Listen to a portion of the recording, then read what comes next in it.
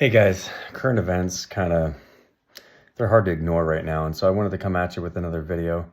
Um, so as we know, the current escalation right now, all markets are being affected for sure by this war in Israel, with the Gaza and Palestinians. And now the escalation recently with Iran. It's a big deal. And of course, like I said, all markets are being affected, including obviously the crypto market.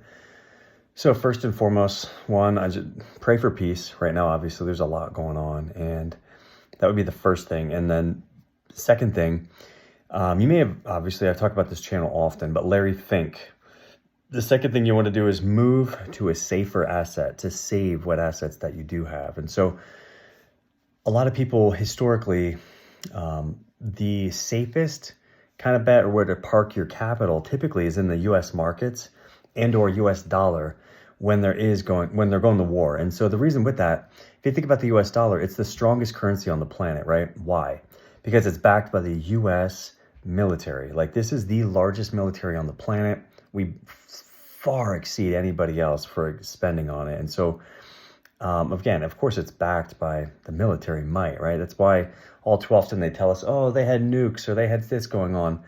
It may be for sanctions or some other reason, but most of the time it's to keep our dominance as the world reserve currency. And so the flight to safety typically, historically, has been gold, right? Most people kind of store their wealth in US dollars and or gold. And so recently when Larry Fink, the CEO of BlackRock, came out, he talked about this flight to quality, which is different than, honestly, it's a term that we really haven't heard before when we're talking about capital or currencies. And so I think what he is inadvertently saying or stating is that it's quality. This is a quality asset, Bitcoin. And so this flight to quality versus flight to safety, it actually makes sense. Like, thinking through, and it's interesting. Like, I don't know if you guys are in the news daily, and if you're not, I am. Canadians were having a really hard time trying to get money out of a bank. Other nations too. I've heard, like, was it Israel and Brazil? They're literally not letting people remove money. I think specifically in Canada, there's a video of it you can find online. This person was trying to get $3,000 out. And the teller was like, well, you just need to write a note. Why? And the guy was arguing with her, like, I don't need to give you anything. You need to give me my money. And so they're allowed $3,000 a day. No strings attached, no issues. Kind of like the United States, have to kind of justify $10,000. But anyway, this teller was arguing with the guy, and it's like, again, another fantastic reason why Bitcoin is such a safe, reliable, trustworthy. You don't have to ask permissionless. Like, you can just take hold of your own money. This is your capital. You have earned it. And so, guys, it's wild. So, yes, even though our market recently had a dip in the price, who cares?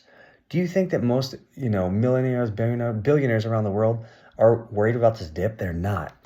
Did you know just today, one wallet purchased $500 million of Bitcoin? One purchase, $500 million. That's not a retail buyer. That's somebody who knows what's up, that knows what's going on. So there's only about 9 months left, you guys, of all Bitcoin to be absorbed by current accumulation levels. All. Think about that. Flight to quality.